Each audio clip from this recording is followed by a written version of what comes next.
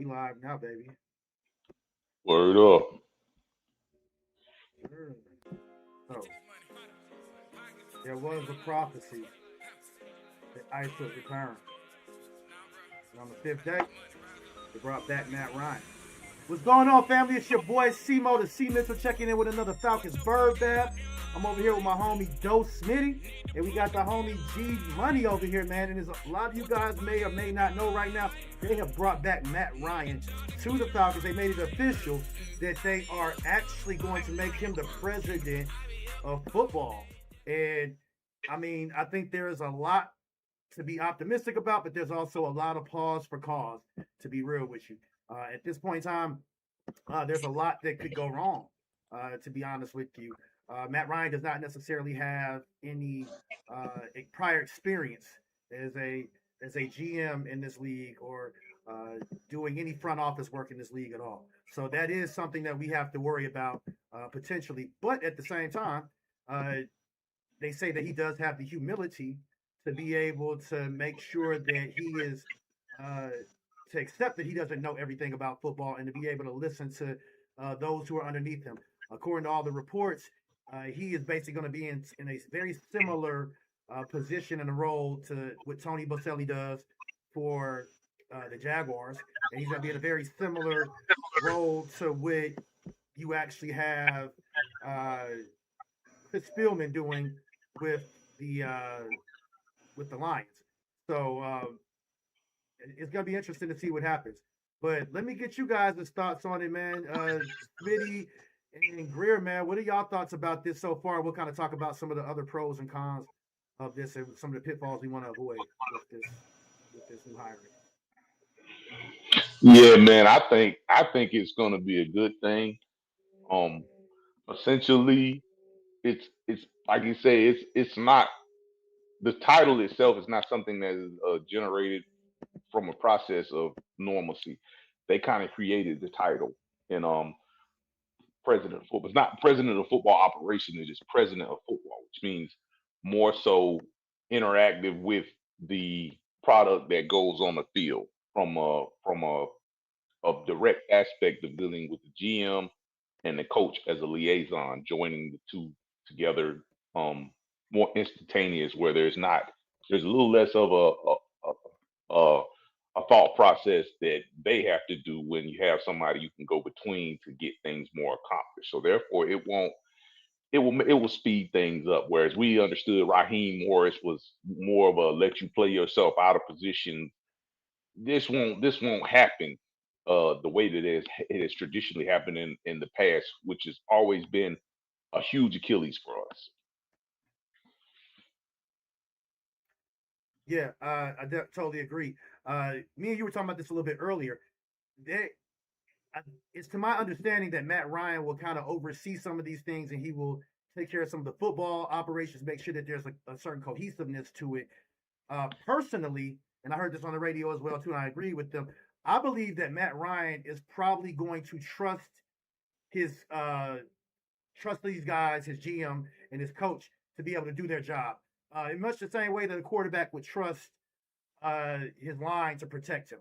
I believe that he's going to come in and kind of give a vision of what he wants to see, but kind of stay a little bit hands off, but just be a little bit more of an advisor role. And he's really a liaison between Arthur Blank and the GM and the head coach. And just one thing that Arthur Blank talked about was being able to pay attention to detail, and him being a really good student of the game. And I think that these are things that you're going to get out of Matt Ryan. Maybe, kind of going to the coach and saying, hey, some of these things aren't working a little bit right now. Maybe we should kind of go in this direction. Or, hey, can I get you some more people in there here, or get you some players to be able to pull this scheme off a little bit more?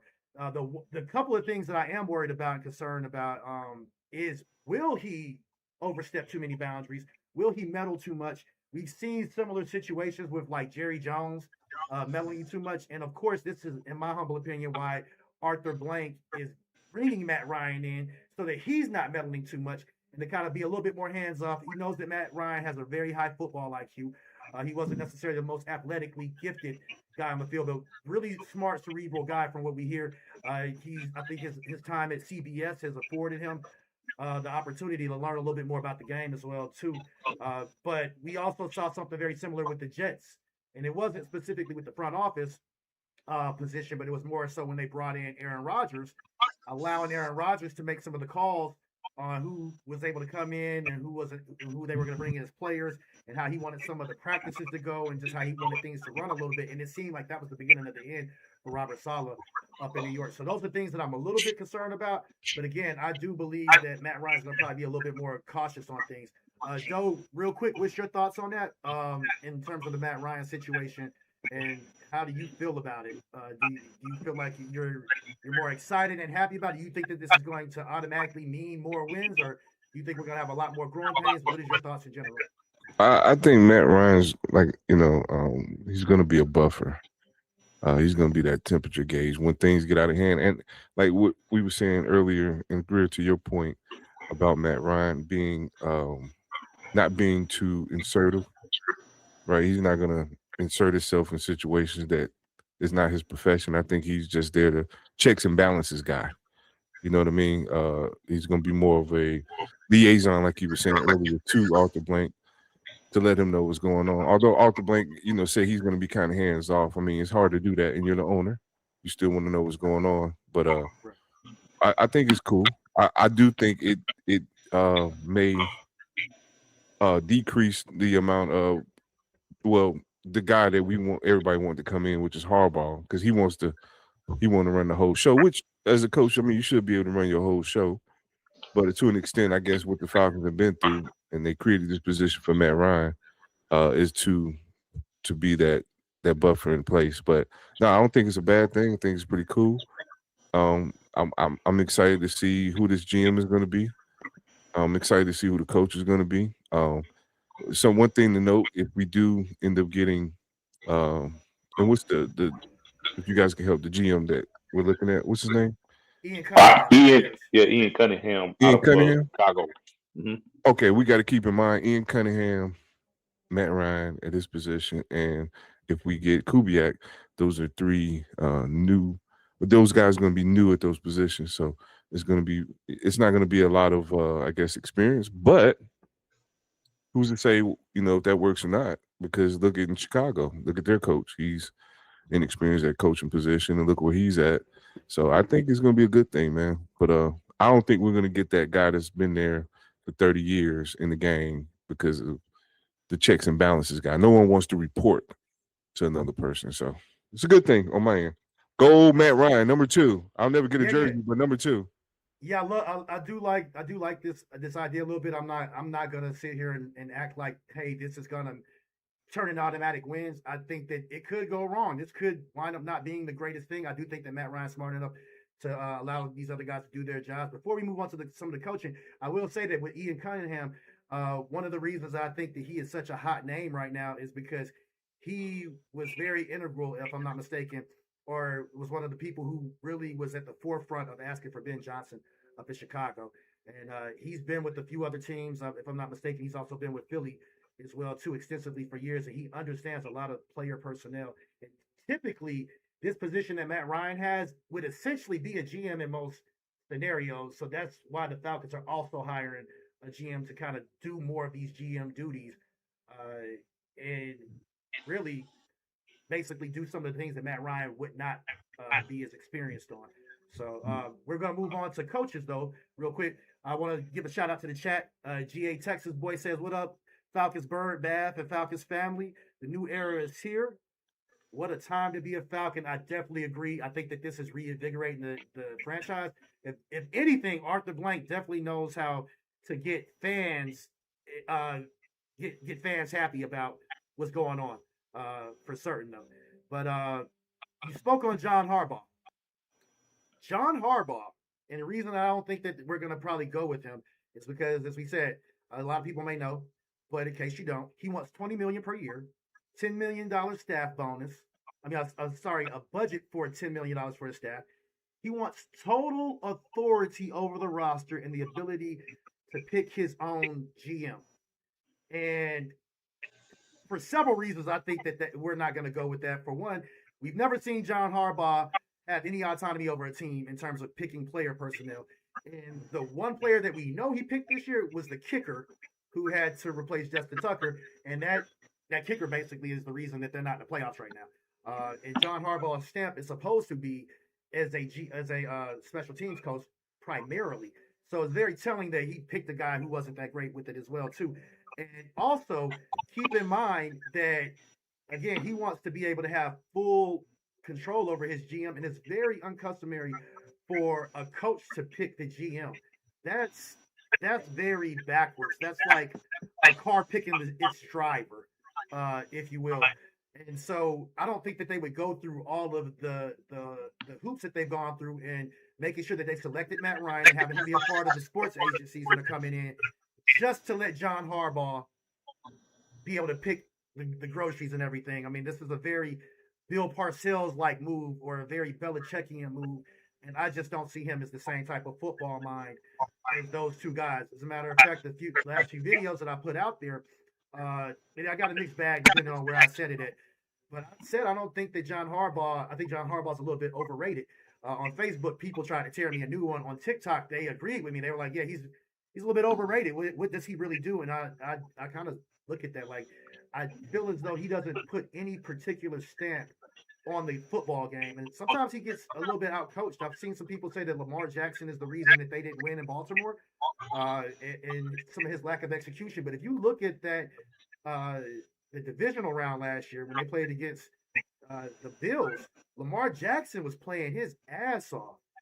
But John Harbaugh had some questionable decisions at that point in time. He's made some very bad calls sometimes with play clock management, taking timeouts at the wrong times. And even the year before that, when they were playing against the Chiefs, if I'm not mistaken, or maybe it was the year before that, even before that, the Ravens played the Chiefs a couple of times in the playoffs, and they were playing really good against the Chiefs, but their defense got very undisciplined at times. They started to get a lot of penalties, and I think that that's a staple. And the thing with John Harbaugh, that we don't want to see that we've had with Raheem Morris that we don't want to repeat. So those are my thoughts. That was a year. That was a year before last, by the way, because I think they got put out by Buffalo last year. Adam, I'm gonna say, the tight end missed the ball. Yeah, Andrew dropped the ball. The pass. Yep. Right. Yep. Agreed. So that was a year before that. You're referring to. Agreed. So where do you guys think that we're going? I believe that we're probably going to go.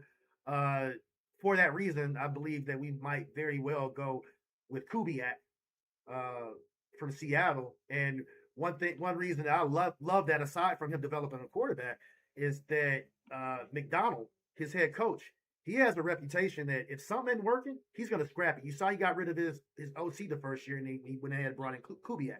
He's not afraid to go away from players if they're messing up. And he's not afraid to bitch somebody regardless of who they are. He's not afraid to get rid of players. You see they didn't have Tyler Lockett or DK Metcalf this year. They moved on from him and they entrusted Jackson Smith and Jigba to do his thing. And, I mean, he's looking like one of the top 5 receivers in the league right now. I think numerically he finished number 1. Okay. Yeah. He was up there in a lot of his statistical categories. I know that was fluctuating a lot of the year. A lot of people think that Puka Nacua is the best receiver in the league. I think that Jackson Smith and Jigba is overall better than him. You were saying earlier that you'd also like to see Robert Saleh. I want you to expand on that a little bit. And Doe, I want to know who's your favorite that you'd like to see as well as a coach. Okay, so the thing about let me get in Kubiak a little bit. There are absolutely some pros. He's an up and coming guy. Like you said, you named a couple of nuances. That's his ties definitely giving his edge. You see what he does offensively. I got to bring it back to the Matt Ryan state of mind. So if you mix these minds together, you got 2 great offensive minds advocating in the same direction. I like the idea of that. So and then you put that, and then you have, if he's a person that is coming, he's only 38 years old. That could be a pro or it could be a con. It's just how we put the people around him is what's going to determine whether it's a pro or con. So we absolutely have to wait for all the evidence to be presented in order to interject a verdict from the standpoint that we sit at. But they've already blocked people, and I got to bring Brick into this because I personally believe Brick is going to be a selling point because if you really think about it from a viewer's point of view, who's better than Brick right now at defensive coordinator that we can physically go out, reach, and put hands on and bring him to Atlanta? And he's here. And I think Dallas came in and they wanted to interview him, and they was like, no, we're not doing that. So that to me speaks volumes in far as what checks and balance are to present itself. So moving forward to a Robert Saleh, Brick and Robert Saleh already have a relationship. Brick is our defensive coordinator. If you don't know, and Saleh, they were in New York together, the Jets. Robert Saleh was actually the head coach for the Jets, and things were going good. And Mo, you mentioned that what to me, when it kind of started going left, was when they brought Aaron Rodgers in, and they kind of Right. gave him a little too much control. It was kind of like, if you don't know about Johnny Unitas, you can go back and look this up. Johnny Unitas was actually a player as well as a coach. And they kind of did that to Aaron Rodgers because he was calling a lot of shots, even in the front office of coaches and bringing players there and paying them all this illustrious amount of money. What was the wide receiver Adams? He plays for the Rams now. I think that's his name, right? Devontae. Devontae Adams out of he was with Las Vegas at the time, and they bought him in, handed him a bag for that 1 year on that 1 year, and now he's playing with the Rams. But anyway, they had already had a connection up there in Green Bay. That was it was a dumpster fire. Saleh lost his job. I want to say week 3, possibly 4, and Brick stepped in as the interim coach, and it was pretty much a dumpster fire. But prior to that, the 3 years that they were together, their defense never dropped below top 5. I'm not listen to me, never, and they were high as 3. So you're talking top 3 to 5 defense for 3 years consistently, not 1 year hit and wonder where the hell they went after that. It wasn't a hit and try and let's keep trying to admit, no, this was consistent. This was a consistent thing. So for me, I mean, Kubiak, that pushes Kubiak and Saleh a little bit to the top of that list. I can only concur with you on in most of the things you said and a few other nuances that pushes me kind of away from the John Harbaugh situation. Not to say that I'm totally out on it, but some of his list of demands to me is like the fact that we went and got Matt Ryan and put him in the situation he is, the fact that we're blocking Brick. It's kind of leading towards not handing anybody autonomy. Like I really can't fathom, like, okay, we do all that and we bring in a guy that wants total autonomy, and if he doesn't get that, I mean, he's set up throughout the league where Miami has fired Mike McDaniels, and I mean, Mike McDaniels it seemed like he was on the end until John Harbaugh got fired. And once he got fired, it was kind of like, okay, well, let's make some room here. That's kind of how with Miami and Weaver, who is their defensive coordinator, he's interviewing for head coaching spots. That could fall up under the Rooney Rule because we actually did interview him because there's nothing that says without a reasonable doubt put him higher than Kubiak, Harbaugh, or even Saleh. So I could go either way with that, and predicated on who we hire would tell me more so of which way we were leaning. No, absolutely, absolutely. And Joe, we're gonna go to you, but real quick, want to give a shout out to the chat again. If you guys are just tuning in with us and you haven't already, and you love what we're doing over here, you love just unbiased, non-emotional, balanced football conversation and breakdowns, hit that like and subscribe, and make sure you touch that notification bells for us as well. And hype us up and comment out here and let us know in the group chat what you think about Matt Ryan being hired. But Doe, I want to get your thoughts real quick before we move on to some of the offseason moves that I think we should go forward on as we are broadcasting during the game right now, the Rams versus the Panthers. The Rams are up right now. But hey, let me get your thoughts real quick as well, Doe Smitty. Oh, you guys pretty much said a mouthful, so I'll credit you guys for that. I'll just be quick. I mean, I think the way the Falcons work, we're gonna have Kevin Stefanski as the coach. I just Ooh. yeah, Ooh. just adding up to that. It's You really like Stefanski. We've been talking about him a lot. You know That's what? his second time. That's his second time bringing him up. No, the Man, reason I several bring times. him up because I say that because just how the Falcons work, you know, for some reason I just feel like we're not gonna go Kubiak because everyone wants Kubiak. I mean, he's to me the smartest and brightest pick. He's offensive minded coach. Of course, he's gonna pick like minded coaching personnel with him as well. But I just think Stefanski. They're gonna like his grit because he's a getting at what type coach, Absolutely. and they're gonna want that. But Atlanta fans are gonna be upset because they're gonna be like, hold up, I don't like the way he treated that quarterback situation over there with them Browns, and so Right. That's my reason. Is this he gonna pull the trigger? this is a chocolate city, and some people think it got something to do with his how he feels about brothers and sisters. yeah.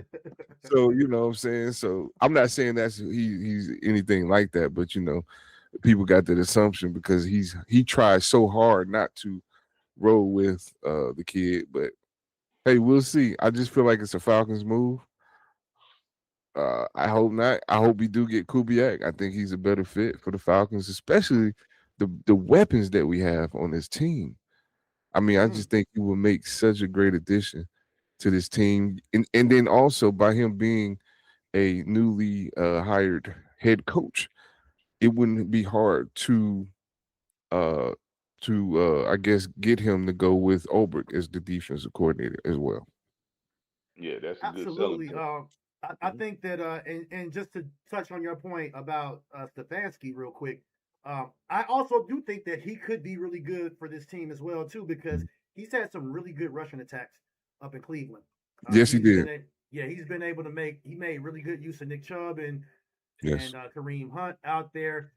He's been able to win without a premier quarterback, and it's ironic he also didn't want Deshaun Watson either. Right. So that's kind of interesting. I'm like, who does he like? Really Right. coach? That's like, okay, you don't want John, you don't want the young son. I mean, He said, but give me the other guy. What's the other guy name? Gabriel. Dylan Gabriel. Like, but Yeah. he actually liked Dylan Gabriel, and that was epic fail. Right. That's why if he comes, you guys better strap up because we either getting Kurt back, or I don't think Kurt want to come back here, but we either getting Kurt back, or we're gonna get not Kurt Daniel definitely Jones. What's his name from they play with San Francisco? Oh, Mac Jones. Matt Jones.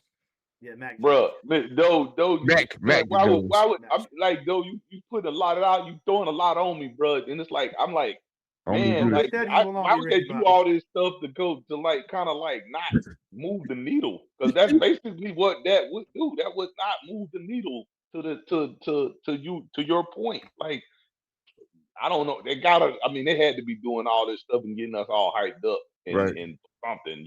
Come on now. Don't. Let's not stand still. Let's move. Let's move. Let's make a splash. I know everybody want the flashy guy, like you were saying, Simo. We was on the phone the other day. A lot of people want the Harbaugh brother. I mean, I don't know if I'm pronouncing it right. I never was a fan of him. John Harbaugh. I never was a fan of him. Yeah, he came in when coaches stayed for 5+ years.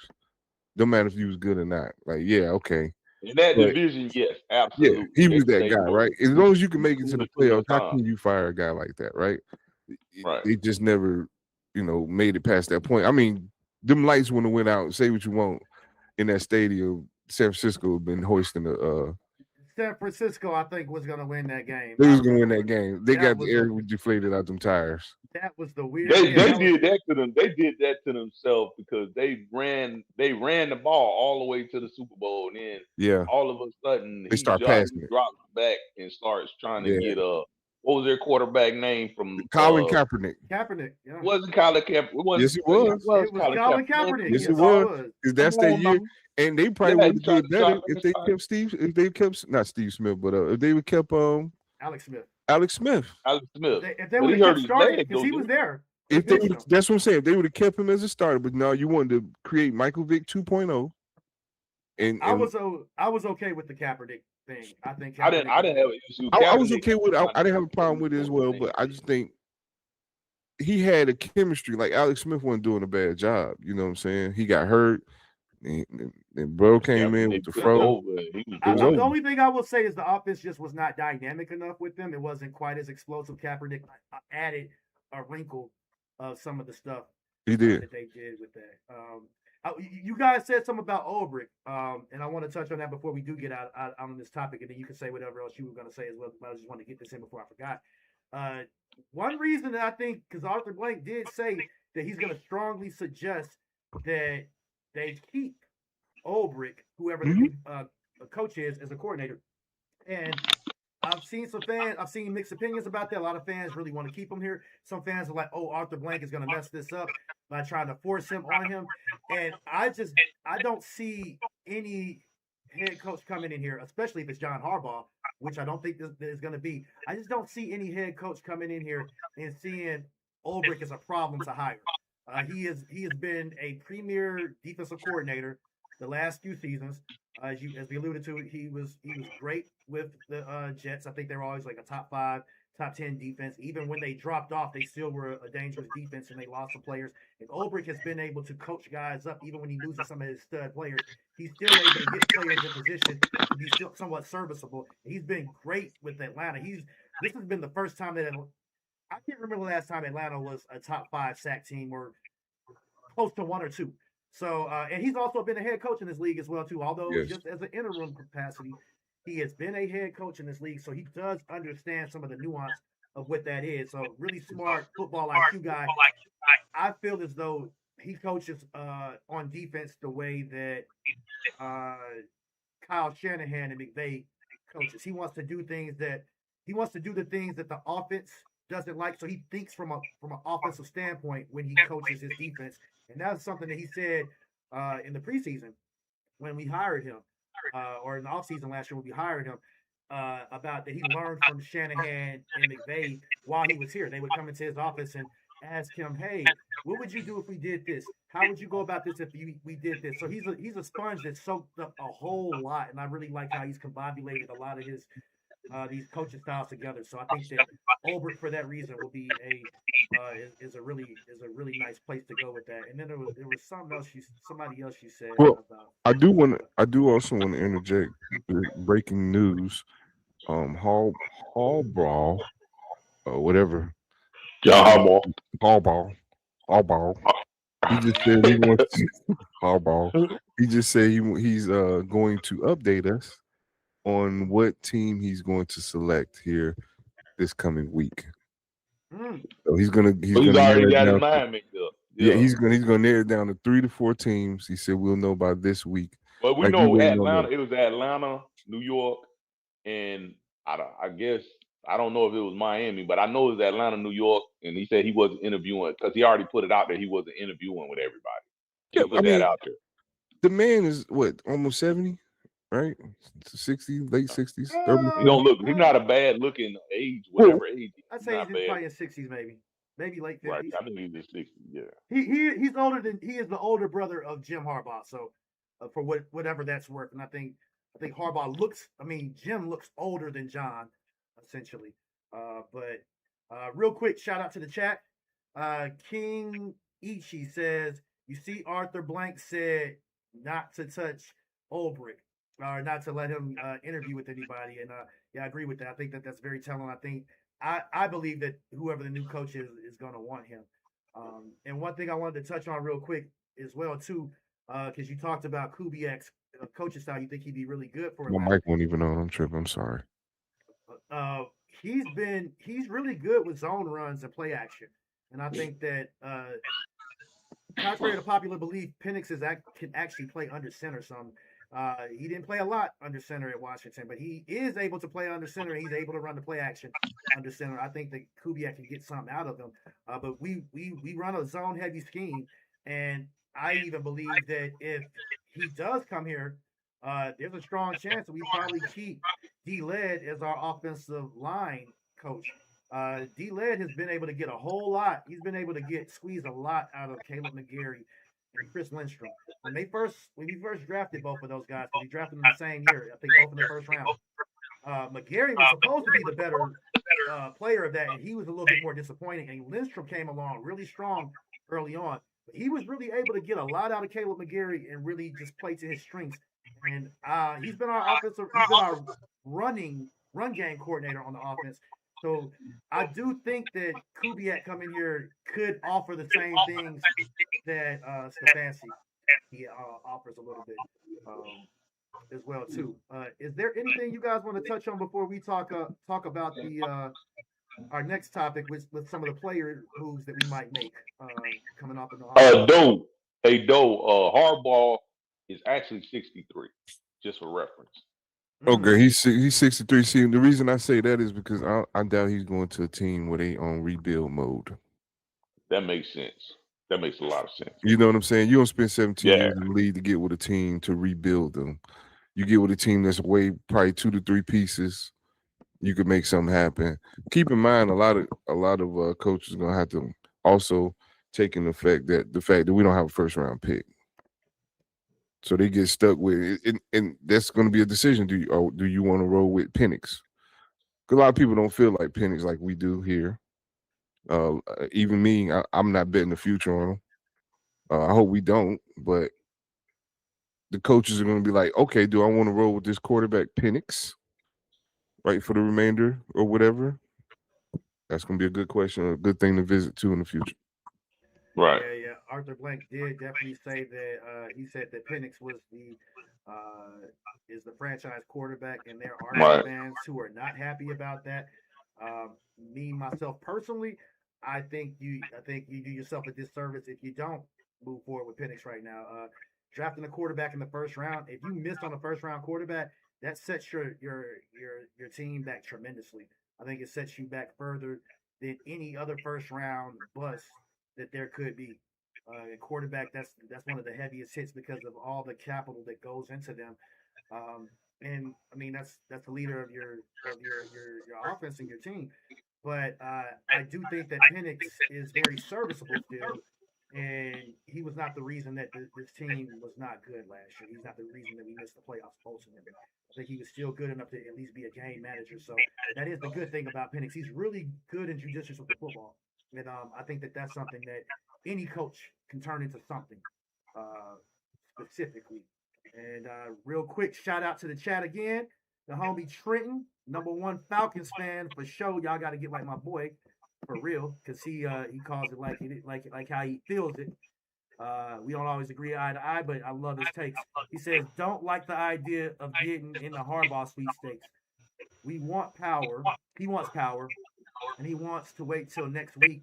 He's narrowing down the search, and like it's National Signing Day, and we don't have time for ego. Which, come on, Trent. Trent. I'm on the same thing. I said the same thing, Trent. Like this dude, the trash cans. He acting like LeBron. Yeah, I was thinking that. What is this, come on, bro. In 20? Hey, see, man, what were we talking about before? Everybody's so hyped. I'm like, first of all, this dude, I could see we was getting somebody got like 3-4 chips, made it happen. But this man has done minimum. Oh, he's done a lot. Yeah, he's made to the playoffs. Is that all? He made to the playoffs. He's got him a Super Bowl, but he got more wins than he got losses. He does, and you got to give credit to that. He's very much an executive type of role, like a CEO role that kind of manages and oversees things. And I'm not sure how much he lost the team. I heard that he lost the team, but the team did respond to him well. But he kind of inherited a pretty good team with some really good players. After Brian Billick won that first Super Bowl with Trent Dilfer, while they had Ray Lewis and all those guys out there, I think over the next couple years, I think Brian Billick had made the playoffs for 2 of the next 5 years. Whereas when you look at Harbaugh, after he won the Super Bowl, he didn't make the playoffs for 4 of the next 5 years. In the year that they drafted, when they drafted Lamar, that same year they were talking about potentially firing him if he didn't make the playoffs. At least that was the rumor mill. And he, to his credit, he made the decision to go away from Flacco, who was looking like he was starting to age and was looking like he was just making really bad decisions with the football. And he went with Lamar Jackson. He saved his job, and they made the playoffs. But and again, I don't want to take anything away from a champion, but I think he's walking with a swag as though he's Bill Parcells, or as though he's Belichick, or Jimmy Johnson, and I just don't see it. I truly just do not. I don't see it. Just in my humble opinion. So. No, I don't see it either. Those are some good cons, though, bro. Those are definitely some good cons you throwing at that situation. You definitely have to evaluate with those actual cons in place. I mean, whatever the pros are, you still have to evaluate with the cons. So those are some very good cons you're putting out there. Yeah, man. And so we're gonna move on to the next thing, and specifically, I think I don't know when they actually selected this, but you guys brought this to my attention earlier today. But we're kind of in agreement that they're even more likely to re-sign Kyle Pitts, because Kyle Pitts made the All-Pro team. He made the Associated Press All-Pro team, the official All-Pro team, and a lot of people don't realize that the All-Pro statuses are voted on by the media. And typically the media hates on the Falcons, but we also had Bijan Robinson make the Pro Bowl. The All-Pro team. He made second team All-Pro as the all-purpose back. I think that James Cook was the back that made it on the second team. I can't remember who made it on the first team. Kyle Pitts made the second team All-Pro behind Trey McBride. And, of course, we got Lindstrom and Jesse Bates, who also made the All-Pro team. But I specifically do think that because of that, it's really hard to go away from Kyle Pitts at this point in time, because where are you going to find another tight end that can offer you 900 yards receiving? And me and you were talking about this earlier, G. Contrary to a lot of popular belief, Kyle Pitts has actually improved a lot tremendously as a blocking tight end.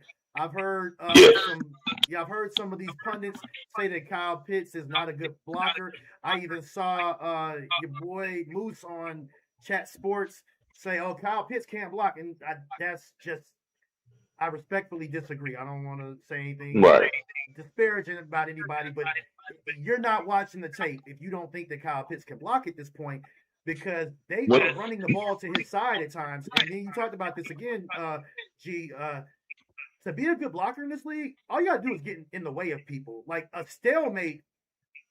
What do they tell? What offensive coordinators tell your guy? A stalemate is a win for the offense. Yes, it is. This is all about penetration. So if I could just get in your way, and when you got a running back like Bijan Robinson, I mean, he washes over a multitude of sins. You just got to get in the way. And I think that if you have a guy like Kyle Pitts, the fact that he's become just serviceable as a blocker, right? Right.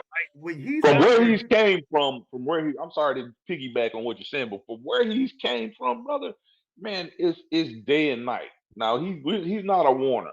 The Warner was bought on to be a block. He's not Warner. But if you look at what he's done, and you can't just line up and say this is what Atlanta's doing because Pitts is on the field. You know, you can't do that anymore. So no. To that point, I think one of the best things is that if you have Kyle Pitts out there, the fact that they are willing to run to his side, now you can't just sit back on his passing routes. You can't just assume that, oh, he's in here, now they're gonna pass the ball now. Because even if Warner's not out there and they're not running their 21 personnel, they're not running 12 personnel, which is one back, two tight ends. Even if it's just 11, one back with one tight end, they will still run the ball with Kyle Pitts in there, and they will get yards off of it as well too. So I think that that's tremendous with having Kyle Pitts out there for that reason. I'm gonna read a comment here in a second. Joe Smitty, man, let me know what's your thoughts on re-signing Kyle Pitts, because I know you were a little bit mixed at the beginning of the season. You were definitely like, nah, we don't go with him. Don't bring him back. I think me and you talked about franchising him now moving forward. Where have you settled at with that? First of all, my bad, caught me off guard. I don't know if y'all saw that pick your boy just threw. That was that was it. That was dope. Sorry. I don't know who he was throwing to. Man, he was throwing to the other guys. Yeah, he was really like. Yeah, he must be playing underdog or draft team or his something. receiver Look, I got the looked around game like, on in the background, but I was not actually Yes. watching it. That's Who threw the my interception? face Was it probably Steph? showed what happened because I was like, Bryce Young threw Bryce Young? over the Okay. middle. I think the tight end was doing he was doing looked like a kind of a crosser route. he threw that thing right to him. And it was like he threw it 5 yards in front of the tight end, like, and the tight end was kind of looking around like who was supposed to get that. Like he kind of looked around when he's like, oh, that was for me, you know, like that was kind of not Bryce Young's best moment. The rookie or not rookie, but you know that still a young quarterback. Young quarterback showed. Yeah. Right. But no, man. Got a little happy feet because Verse has been breathing down his neck. Yes, he's been pretty much every play. That boy been coming, man. Now, man, when I think about the Titans, yes, I will admit. And still I'm teetering. But yeah, I admit that I it's not that I don't like Kyle Pitts, right? You know what I mean? Because I hate the fact that he kind of balled out. You get what I'm saying? Because now that increased what we got to give him. Right. The team's going to call. They're going to be like, yo, we need that guy. You know, it's going to be guys out there, one offensive player away, and then Kyle Pitts sitting out there. They give him a couple million over what we willing to pay him, and now he's gone. But, Simo, you're right. I mean, man, I do say this, man. He has inherited a lot of yards because he was the main factor on that field. You know, a couple of the games that London wasn't playing, and then you already know Mooney is underplaying, so he benefited from that. He was always open. He became Waffle House, and he got paid for it. But I mean, like you said though, man. I mean, he's dynamic because you think you put him with the weapons we got, add another speedy guy. I mean, that's gonna be hard. He has stepped up the game with blocking. I always said I always said he was a you know, to me he was a hindrance blocking because he couldn't block at first, but he's gotten a little bit better. Yeah. Mm-hmm. But you know, I want one of them country, you know, overalls and I want one of them country tight ends. That's what I want. Boy. Yeah, Just, in a you know water, what I mean? corn-fed, yeah, just leak out. He when he leave the game, he going to fertilize the land or something. You know what I'm saying? Like I want one of them dudes. I always like tight ends like that. Bowers type, just big and just catch the ball, just mow you over. Nasty. That's it. He's a finesse. He's definitely finesse. Yeah, he's finesse. But I think he's starting to grow into his role. But it took a long time. He's gotten his confidence. His confidence came back, and that plays a lot in any player. You could be good, but if you lack the confidence, you suck. You're not gonna. You're not gonna be who you need to be. You get what I'm saying? I agree with you, and I think Shannon Sharp was talking about this before as well too, during the offseason and the preseason. You got to get these guys involved. You got to keep these guys into it. And I've heard quarterbacks say this type of stuff about their star receivers. Like, I got to make sure I go to him early in the game to keep him involved and keep his mind in the game. Get the rhythm, set the tempo. And to your point, you say he's a little bit more of a finesse tight end. If this was Madden, he would definitely be at least be written as a receiving tight end. But so is Trey McBride. So is Kelce essentially.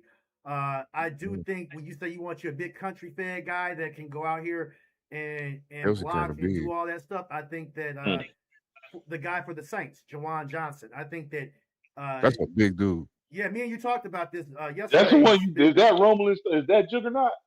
Man, I don't know what he is, but that dude. His mama gave him 4 meals a day. So Juwan Johnson, it's funny. I think him, Trey McBride, Kyle Pitts, and there's one other person. Oh, they're the only 4 guys in the league that are over 800 yards as a receiving for tight end. Oh man, that's crazy. They just scored. See how he did that? But Okay. But I think that even though Juwan Johnson offers a lot of the similar production by numbers, I don't think that uh, he offers the versatility and dictates and opens up things and makes plays that are not on paper the way that Kyle Pitts does. If Kyle Pitts, if he takes off on a flag route or some corner, or he goes to if he goes on a deep crossing route across the middle, he's going to take whoever's in front of him and probably the safety as well too, because they really are afraid of him as a deep. Yeah, he's a hard. I mean, he's a hard matchup. I mean, Yeah, you got very to hard respect matchup that. nightmare. I mean, Right, especially when he in stride. yeah, man. You know, Yeah, he a problem. I just don't want him to break the bank. You know, and I can't do nothing. I don't do nothing to respect it because I'm with the gotta players. get I want money. to see players get paid. You know what I'm saying? I don't want him coming here talking about, yeah, you know, I'm gonna need that. You know what I'm saying? Like we trying to build up real quick. But you know, hey man, like you said, you know, it also depends on what direction you're gonna go with your wide receivers. You know. Kyle Pitts ain't nothing but a wide receiver who can't run routes. That's what he is. Well, you can't say that. That's a little reductive. He's a tight end. Man. He is a yeah. tight He end. changed. He switched. They switched it up with the Yeah, he's motion. a tight Now, end. though, if you don't motion him, he's a wide receiver. But with the motions that we're running, they've turned him into a pure They tight have end. yeah. I mean, Oh, hey guys, he will what put you his guys like hands in about the dirt this? and block you. What you guys think about this? I Yeah. also want to. I meant to tell y'all. Your boy, Mr. Who's our offensive corner? I don't even care what his name is.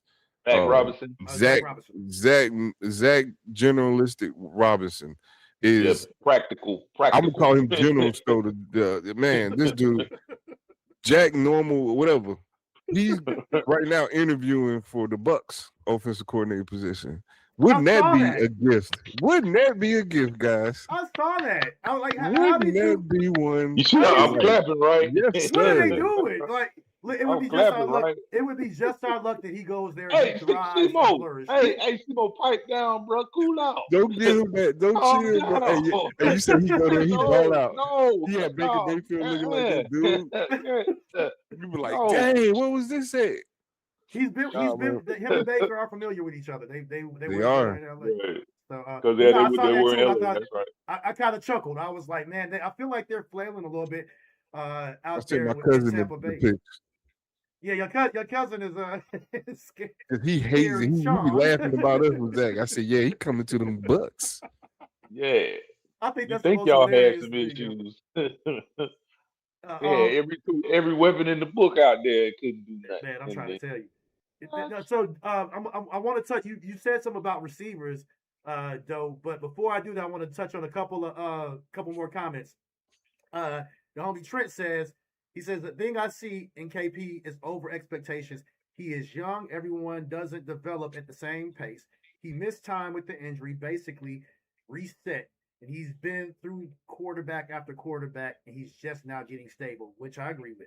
And he also said this is controversial, but these are not the thoughts of me necessarily. I don't necessarily know how much I agree or disagree with this one, but he said, "Man, Moose is a big time hater." Just today, literally, had up 3 college tight ends acting as though they were anything close to KP. 400 yards, 500-yard guys, just second bums. Talking about replace Kyle Pitts, which I saw somebody was saying something about the tight end out there, and I think it was Oregon. I forgot the guy's name. I don't think he is the same as Pitts. I just think it's really hard to replace a guy like that. And his last comment is, it's not his fault. We drafted him 4th, and that doesn't automatically mean he's going to be the best tight end ever. It's just unreal and unfair. And I kind of agree with that to an extent. I don't think that it's not Kyle Pitts' fault that he was drafted as high as he was, but he has definitely, undeniably been a first round draft pick tight end. I agree. He's been a first round talent. Yes. If we got him at the end of the first round or in the middle of the first round, we wouldn't even be having these questions. If we got him in the second or third round, people would be sniffing his jock. He can't throw himself the ball. So we have to realistically accept the fact of the things that he's been up against. He's been up against bad quarterback play until maybe you can argumentatively say the last year and a half, right? He's been up against bad quarterback play, and we have been frailing with Arthur Smith. Arthur Smith drafted him, and and then it was like Matt Ryan throwing him the ball, and then it was after that it was just like ghost town, and ain't nobody designed anything. Even Shanahan had to design things around Waffle House. He designed things around where Waffle House would get open, whether it be motions or whatever. And that's a lot of what we had to do to start getting Kyle open. Kyle would motion into the mismatches that we were getting instead of he's not like necessarily, like you say, a utility spill route type of a tight end. He's gonna cross your face. He can run a 9 route. He can run a skinny post. He can do a drag route. He runs those type of routes, right? With his finesse. So just like the Travis Kelce stuff, they expect him to do. They have an expectation set up to where he's gonna do Travis Kelce type of stuff. That's not his game. That's not where he's gonna thrive at. You have to understand there's two different types. He's not a Brock Bowers type of player, or the guy you talking about for the Saints. He's just not those type of plays. No, I agree. Right. He's a open field 1-on-1. Let me beat you with my legs type of guy. Not I'm gonna run you over and drag 5 people down the field with. No, he's great. He's got definitely good straightaway speed. And the one thing about Kyle Pitts that I love, and I'll go on to some of the touching about the receivers after this. One thing I love about Kyle Pitts, he's not one of those guys that'll drag 5 or 6 defenders with him. Kyle Pitts is definitely one of those guys, like, he's got a wicked stiff arm. Like, when you gotta tackle him, he's not easy to bring down. I will say that. So it's when you get to Kyle Pitts, when you do catch up to him, what are you gonna do? Like, how easily can you get him on the ground? I think Drake London does run a little bit more violently than Kyle Pitts, but Kyle Pitts, I mean, he'll run through some of those through an arm tackle, and honestly, I mean, like, we've seen guys, like, especially in Tampa Bay, they try to PI on him and try to hold him. He'll still get deep downfield on him. I mean, it's a big boy. You know what I'm saying? He's about 6 foot. Drake is when he's hard to tackle vertically, but Kyle Pitts doesn't run a lot of vertical stuff. Trent making another decent point down here in the comments. The last few weeks, Zack kept simple run KP across Kurt face over the middle, hard to miss. A giant black guy running over the middle, like like a gazelle. Like a gazelle. It's that simple. Like Kelce, just drag. Like, right. I mean, straight up, because that's the best comparison that you could use it. Like a big, gigantic, damn avatar gazelle. Like something from another planet. Like, he's a freak of nature. I agree. He's very much like Jimmy Graham, but with a little bit more speed and probably a better run. That's a great comparison. Yeah, that's a great comparison. Yeah. He's a better blocker at this point in his career than Jimmy Graham was. Absolutely. Well too. So we're gonna pivot a little bit. We were talking about wide receivers. Smitty, you said this a few times, and I agree with you. I hope that we can do this. I don't know if it's gonna be possible, because I think the Colts would be crazy to let go of Alec Pierce. But he's a guy who is set to hit the free agent market this year. He is up for a contract. He was drafted in the 2nd round, and he has been huge for them. Man, I've had him in fantasy football a few years ago. He's got crazy speed, man. He can get, and we're talking about a white dude. Man, speed we're talking about 6'3", 211 pounds. That's crazy. Faster than Drake London. He reminds me of Brian Finneran a little bit, with a little bit more speed, though. He might be just a hair shorter. Stefanski gonna pay us the coach. He's gonna be like, yes. if we could get Pierce here, that would be nasty, man. That would be nasty. That'd be a nasty combo. We definitely need a wide receiver. Would be a nasty 1-2 punch. Yeah, man. And I want you guys out there who are watching us, again, if you're just tuning in with us and you're not already, hit that like and subscribe button if you love what we're doing over here, man. Like, this is like shop talk meets like coach talk in the middle, because you got guys who can play ball over here, but we're gonna give you the unbiased takes. I play some Madden.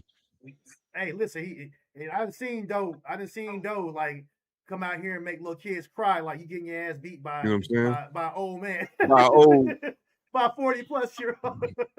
He ain't saying no age. old My bad. By Saute. OG. By your OG. But no, seriously, we need guys who can get deep downfield. We need a few guys that can take the top off of the defense. And I posted a video earlier today talking about our biggest needs in the offseason. I think our biggest 3 needs in this order are wide receiver, then cornerback, and then linebacker, and then nose tackle. I think both of you guys talked about nose tackle potentially. I think that's a little bit further down our list. But there was a guy who commented, and shout out to him. I'll get his name up here in a second, but shout out to him for giving his thoughts. But I definitely disagreed with him. He said that we're good at wide receiver and we're good at cornerback. We have a number 2 receiver, and he was like, Kobe Bryant's a serviceable, is a pretty good cornerback.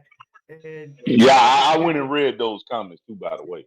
I know that made you smile, Greer. Yeah, I was going to comment, but I was like, you know what? What did he say? He said Go ahead, that say that again, I'm gonna read. I'm gonna let me pull this comment up. Yeah, pull that up, man. You gotta, because he said like 3 or 4 things that had you like, what? Man, I was like, bro, like respectfully, I kind of disagree. He says, I'll read all of his comments. Let me make sure I can get them all. Yeah, you kind of got to read all of them to get the, yeah, you know, he says, we don't need a cornerback. We don't need another receiver. We are fine at those positions.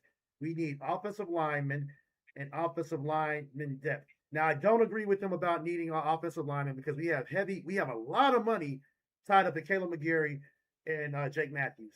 Like, you cannot go and draft a guy that high or go pay another guy when you're paying like 18, 20 million to these 2 guys. They're amongst the highest paid tackles in the league this year. But I do agree we need a little bit more depth, or it would be nice to get a little bit more depth.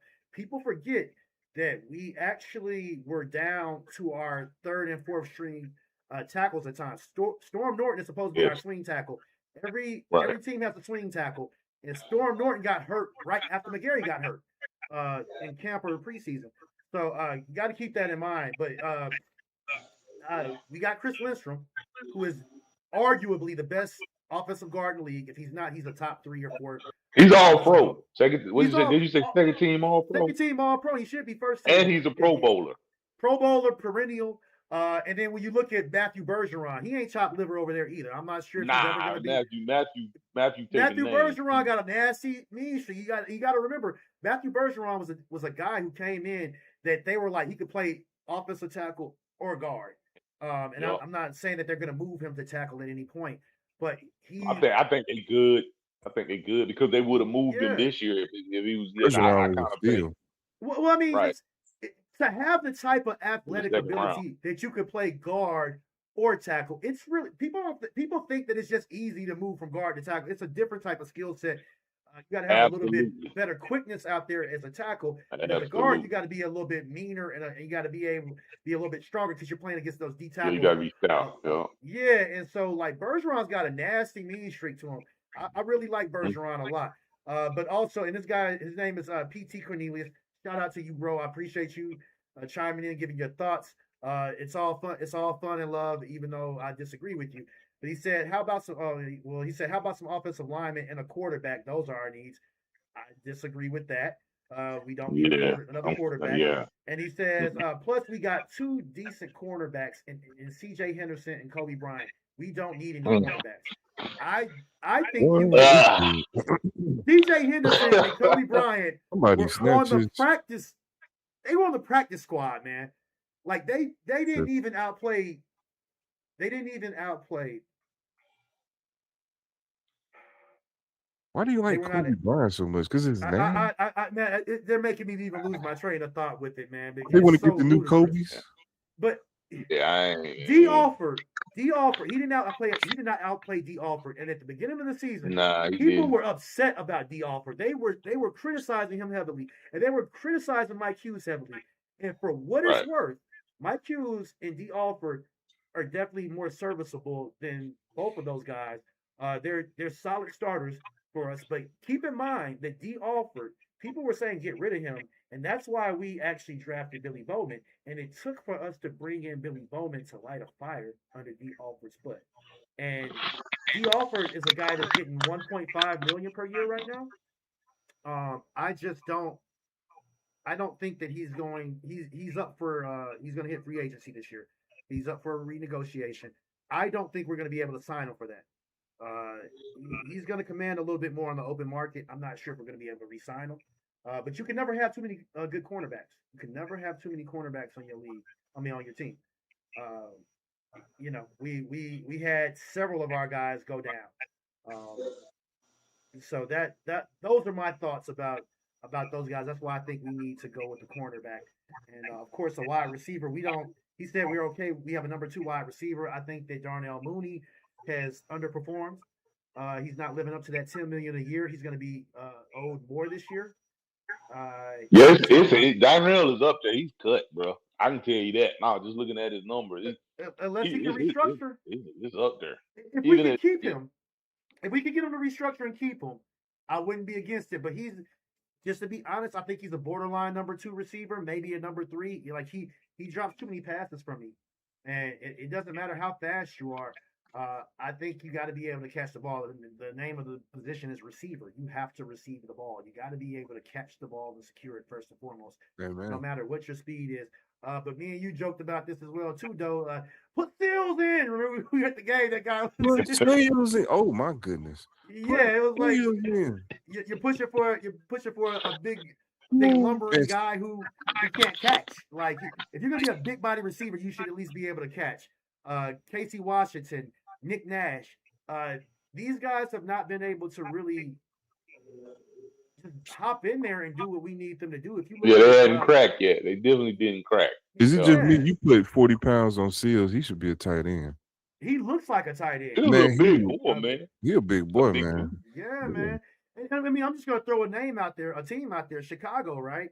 You got Luther Burden, who they drafted, right? That's their 3rd receiver. You got DJ Moore. You also got Adunze. Roma Dunze. And then you also got, we were talking about this earlier, Olamide Zaccheaus, who had 500 yards for us one year and 400 yards another year. They got 4 receivers that are their 3rd and 4th receiver are better than our 2nd receiver, arguably. Straight hunters. They got Luther Burden in the 2nd round, and you guys were saying like that's a guy that would have been a 1st round talent if it wasn't for his attitude and having a chip on his shoulder. Amen.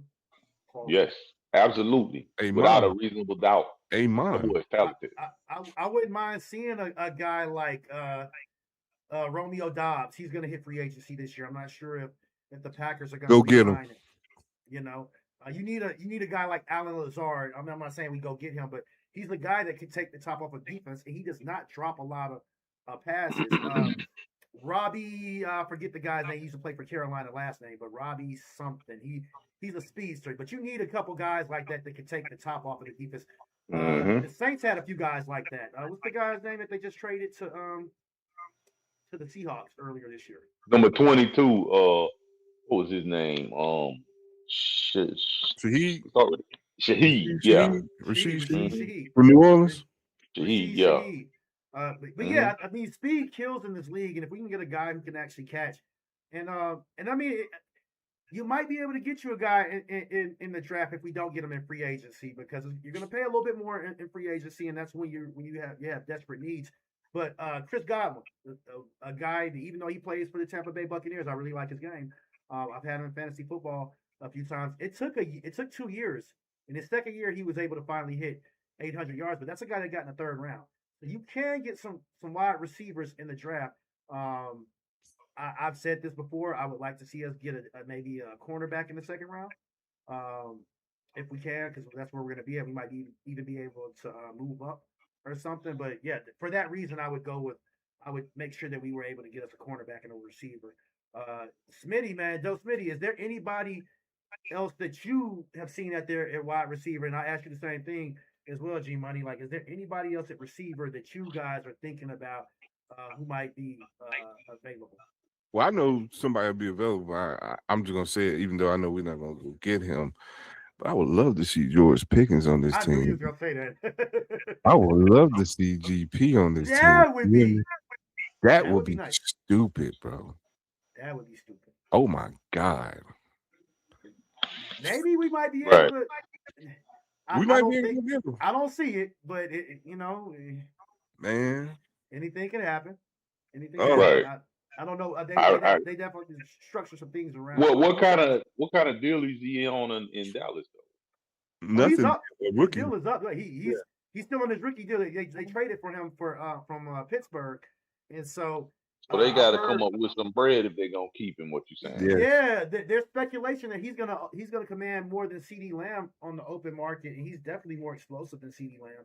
Yeah, And he that's the one actually thing he's got. outplays CD. So it would be nice, but you know, let okay.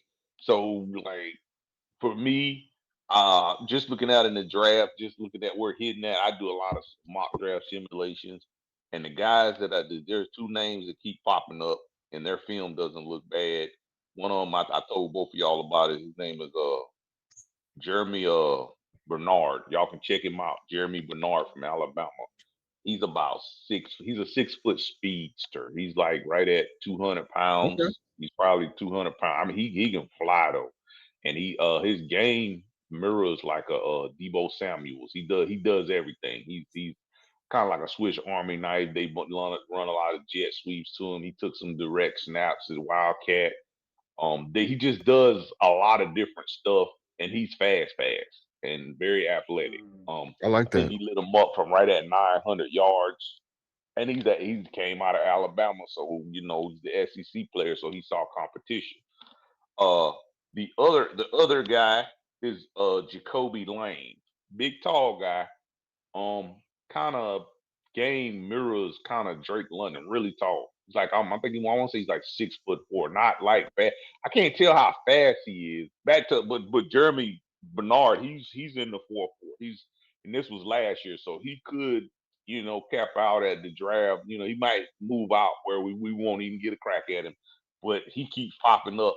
And like back to Jacoby Lane, big tall guy. His 40 time wasn't that fast. He kind of his game put you in the mind of Drake London. Don't know if we want two Drake Londons. Y'all already kind of pointed that out. Don't want him, but he is a huge possession receiver, big nice catch window. And he would hit for about 800, almost 900 yards. Both of them hit for about 800 or 900 yards. Me personally, I'm draft wise right now perspective. I'm looking at the Jeremy Bernard guy out of Alabama. I think he would fit what we're doing, what we do. Now that's predicated on what type of coordinator we bring in or whatever. But just know we needing somebody to take the roof off, and take attention from maybe Pitts and Drake and even Bijan when he lines up in the slot. So I mean, just different things like that. I think he'll fit. I mean, he's a plug-in player, in the second round. So that would be the two guys that I would tell y'all to go check out the film on and evaluate them and maybe see what you think of them because they just Okay. keep popping up in those spaces as far as that number 2 pick that we have overall. Corner, Seymour, I know you said you want that second round corner, but right now the way that it's happening, the corner would be to go find a corner in that space would be a stretch, and it does change. So Man, I go for a I'll corner keep number it in the second updated. round. Yeah, it would be a stretch to try to go get a corner in the second round just because of availability, talent, this, I that, and heard the it's other. Was Go the ahead, bro. cornerback?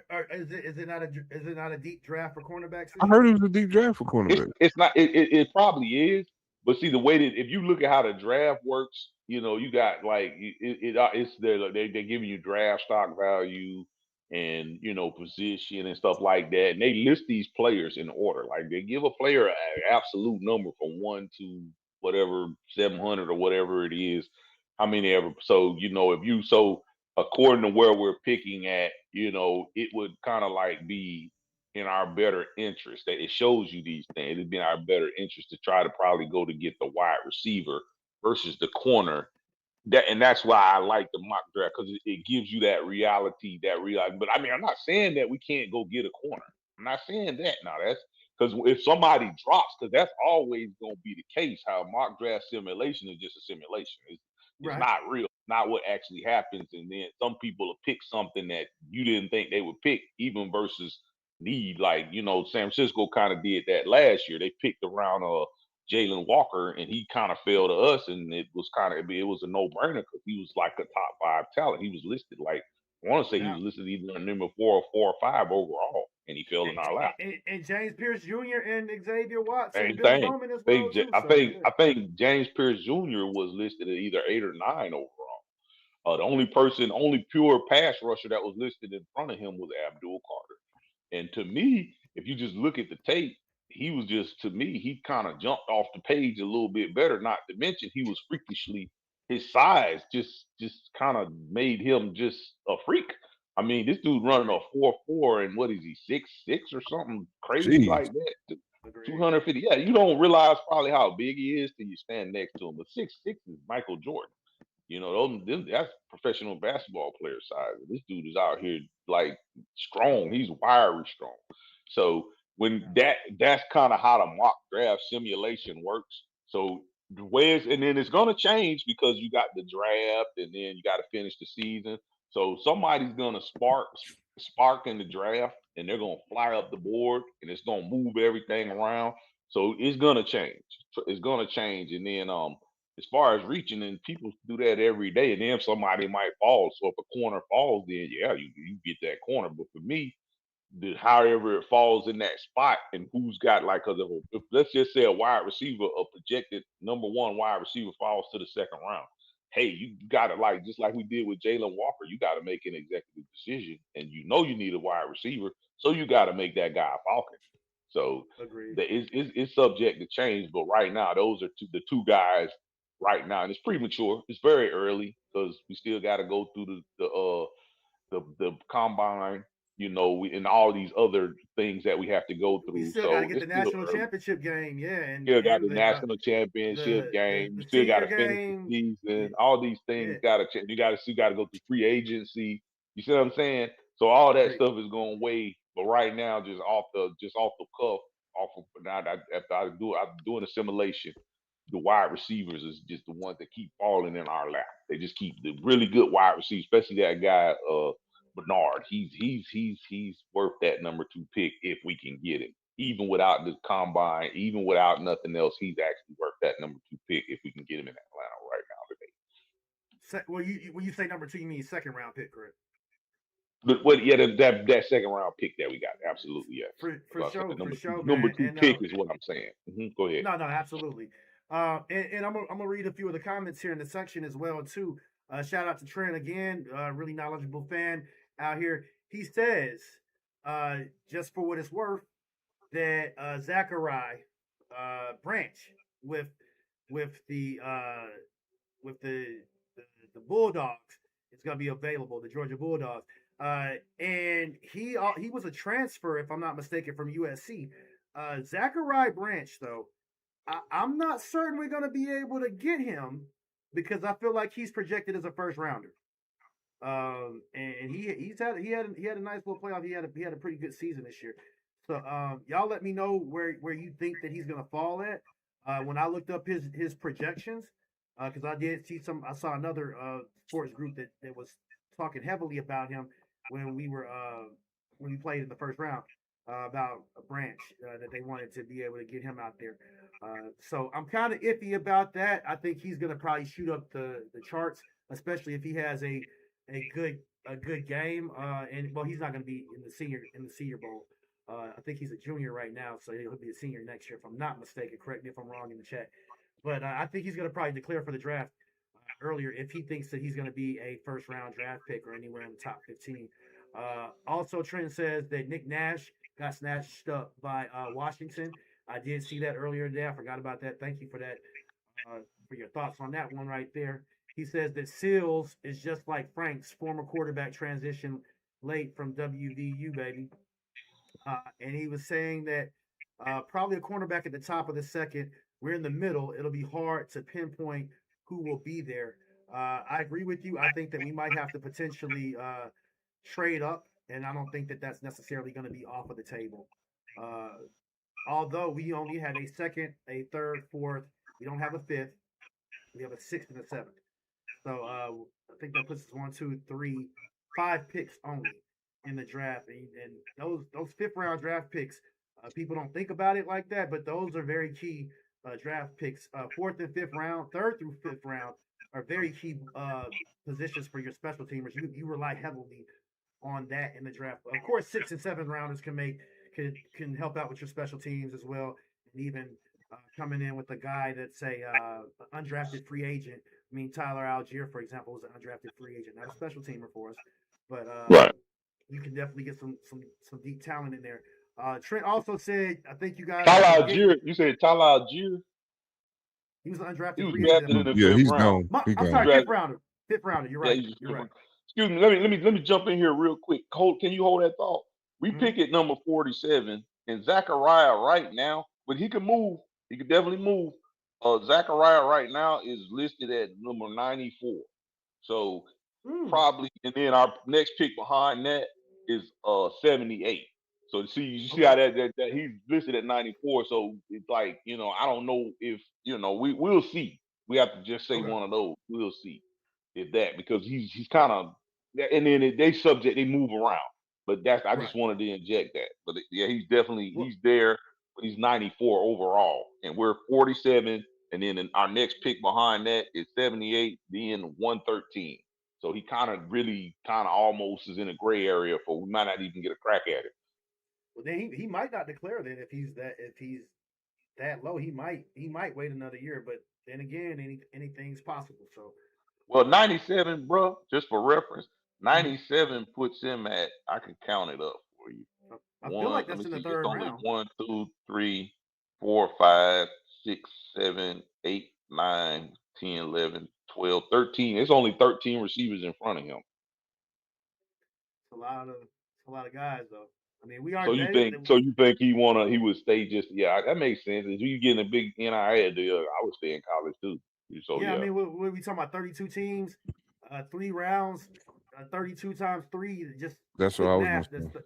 It's 96 that puts him right to the fourth, maybe third or fourth round. Potentially. Yeah, I mean, third again, or fourth round is what it's pushing him to. Anything can happen, but it changes. This stuff is going to change. It's definitely going to change. So Jake Sawyer, let me use you an example. Jake Sawyer last year out of Ohio, they had him projected in the third round, and he dropped. I mean, he dropped immensely. I think he winded up dropping all the way to like 150, which put him like in the fifth round or something like that. But he still was a good player, but he just like whatever. I don't know. I didn't, because you can read up on why people are dropping, but I didn't look at it past that. If I would have grabbed him, I would have just grabbed him in the later rounds. If I traded back, I kept trading back, and I could grab him in the later rounds. But it wasn't. There was people that was just a little bit more talented than him that kept falling. Is a Raku, out of just, and that's just how it kind of works. Without going into all that. Agreed. And one last comment that I'll read before we get up out of here, so we can go ahead and tap in with the playoff game. Trent says, I think you guys are forgetting that we have Clark Phillips available out there as well, or still have him on. I hadn't forgot. I have not forgot about Clark Phillips. I have not forgot. I know he was. I know Clark Phillips on the team.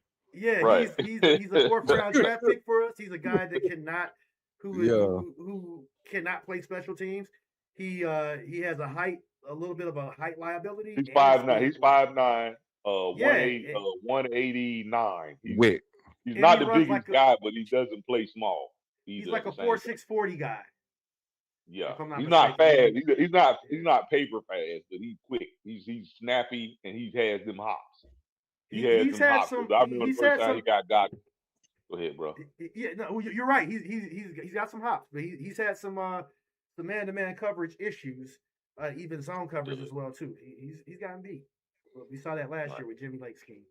So Jimmy Lake, everybody got beat, because that's sort of why the whole Alford kind of thing. Because Alford came in, he was playing pretty good, and all of a sudden everything kind of snowballed because everybody looked mad at Jimmy Lake off defense, because it was just a level of confusion that was unmatched with Jimmy Lake, and that's what I took out of it. It was just so much blown coverage, and it was they got exposed in that Vikings game last year, not the year we just played, but the year before that Vikings game when Darnell just sliced us up.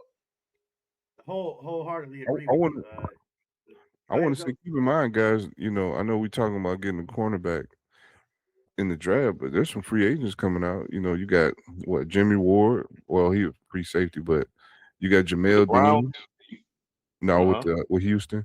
You got Jamel Dean. Yeah, you're right. Okay. But Jamel Dean was kind of scaring me at the end of the Bucs season because he was getting beat. Yeah, he got beat bad. All Man, those suspects, bro. Darius Slay, he out there. He a little old though, but He a little long in the tooth. You got some guys, Jonathan Jones. You got some guys that can complement. I guess you still go get you a cornerback and just develop them or whatever. But yeah, that's what I would be thinking too.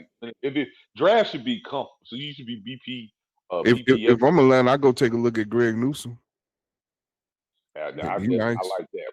He nice. Like and think about it like this: we can get away with stuff like this because we got good safeties. We got a nasty pass rush too. A nasty pass rush. So man, you can kind of cheat.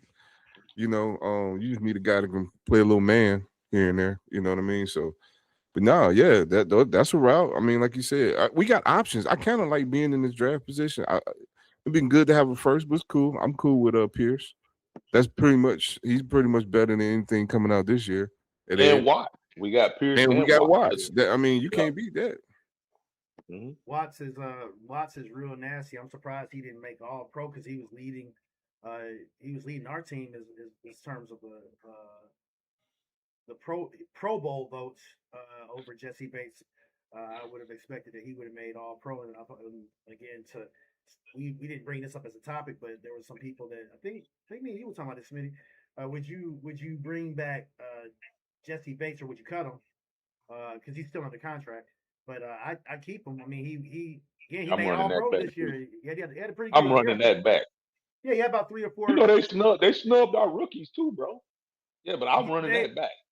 Yeah, they did snub our rookies, man. On the all rookie team with PFF. And this is why I question Walker and JPJ. Yeah, how do you keep them off of it? Like what's the guy's name up for the Giants?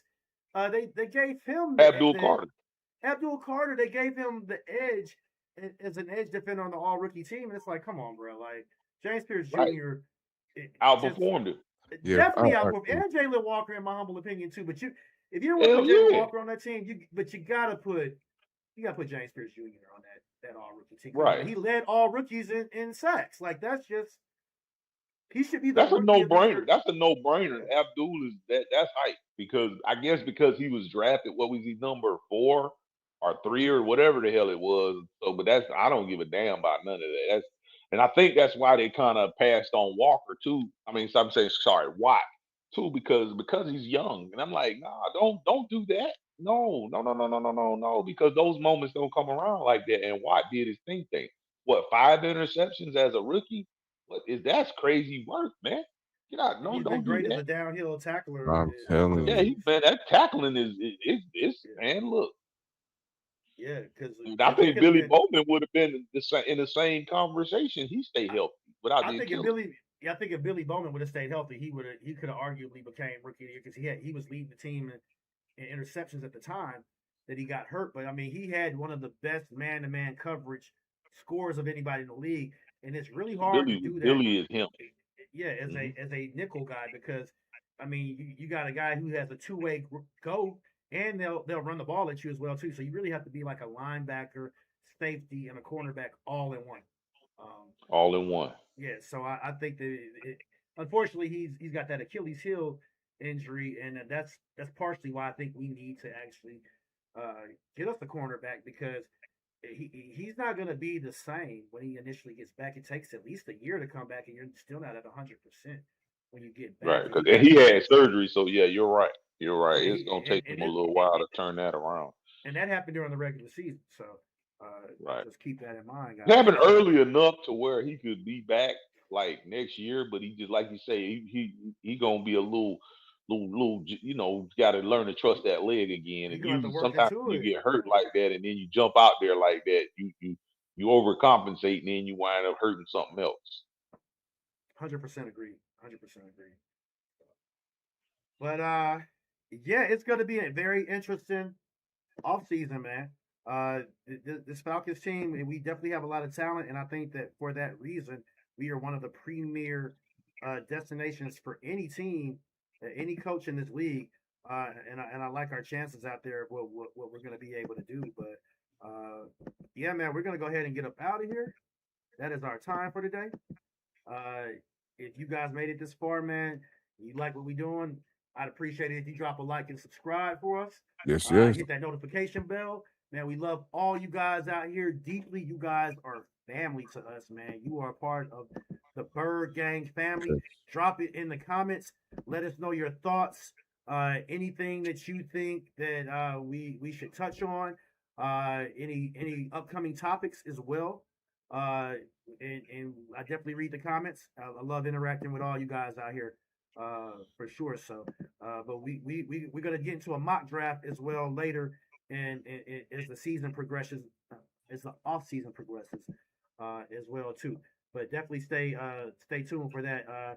I'm gonna let G kind of head that up a little bit more because he gets a lot more into player scouting and the mock drafts. I don't watch quite as much college football. I'm more of an SEC guy.